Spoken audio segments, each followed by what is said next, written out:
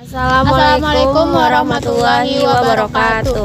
Perkenalkan, nama saya Priyana Eka Putri. Nama saya Firdaus Saragi. Nama saya Retno Sawitri. Kami dari kelompok 11 ingin menjelaskan tentang kebijakan pemerintah dalam ekonomi makro.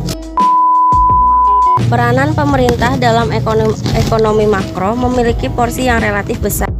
Kajian terhadap seberapa besar peranan pemerintah diwujudkan dalam kebijakan moneter, kebijakan fiskal, dan kebijakan ekonomi internasional. Lemahnya sisi permintaan dan penawaran agregat menyebabkan perekonomian negara sedang berkembang seolah-olah berada dalam lingkaran permasalahan tanpa ujung pangkal. Oleh karena itu, campur tangan pemerintah, baik melalui kebijakan ekonomi dan non-ekonomi, sangat diperlukan untuk memutuskan mata rantai permasalahan tersebut. Berikut kebijakan-kebijakan yang ada di pemerintah di bidang ekonomi makro. 1. Kebijakan moneter. Kebijakan moneter adalah kebijakan yang mengarahkan perekonomian makro ke kondisi yang lebih baik atau yang diinginkan dengan cara mengubah, menambah, atau mengurangi jumlah uang beredar di masyarakat. Kebijakan moneter dapat memperbesar kemampuan penawaran, contohnya pengendalian inflasi. Yang kedua, ada kebijakan fiskal. Kebijakan fiskal adalah kebijakan mengarahkan perekonomian makro pada kondisi yang lebih baik dengan cara mengubah penerimaan dan pengeluaran pemerintah melalui pajak. Kebijakan fiskal melalui subsidi dapat meningkatkan daya beli atau daya investasi masyarakat yang berpenghasilan rendah dan tetap. Ketiga, ada kebijakan ekonomi internasional. Umumnya negara sedang berkembang lebih memilih kebijakan ekonomi terbuka, yaitu melalui hubungan ekonomi dengan luar negeri. Kebijakan ini akan membuka akses pasar ekspor bagi produk-produk mereka, sekaligus membuka sumber-sumber penggandaan barang modal dan bahan baku industri dari negara-negara lain. Secara teoretis, jika pengolahan baik dan transparan kebijakan ekonomi terbuka dapat dilakukan dengan secara mempercepat.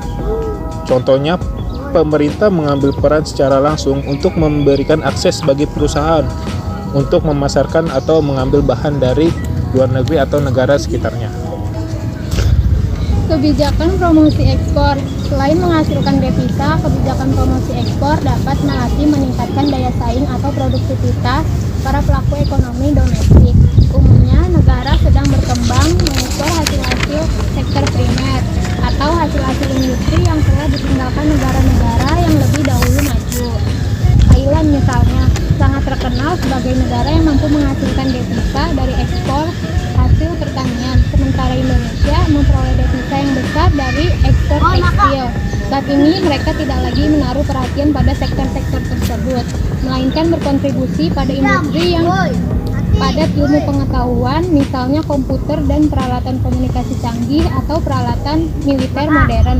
Hal ini dikarenakan nilai tambah dari penjualan produk-produk tersebut lebih tinggi dari yang dihasilkan industri mobil atau tekstil. Selanjutnya ada kebijakan proteksi industri. Kebijakan proteksi industri umumnya bersifat hanya sementara, sebab tujuannya melindungi industri yang baru berkembang sampai mereka mampu bersaing. Jika industri tersebut sudah berkembang, maka perlindungan hak tersebut akan dicabut. Perlindungan yang diberikan biasanya adalah pengenaan tarif atau pembelian kuota untuk barang-barang produk negara lain yang boleh masuk ke pasar domestik. Contohnya, pemerintah mengambil peran khusus untuk terlibat dalam persaingan perusahaan besar maupun kecil. Selanjutnya, ada peran dan fungsi pemerintah di bidang ekonomi. Dalam upaya peningkatan kehidupan ekonomi individu dan anggota masyarakat tidak hanya tergantung pada peranan pasar melalui sektor swasta. Peran pemerintah dan mekanisme pasar merupakan hal yang bersifat komplementer dengan pelaku ekonomi lainnya. Sekian dari kelompok 11, kurang lebihnya saya mohon maaf. Wassalamualaikum warahmatullahi wabarakatuh.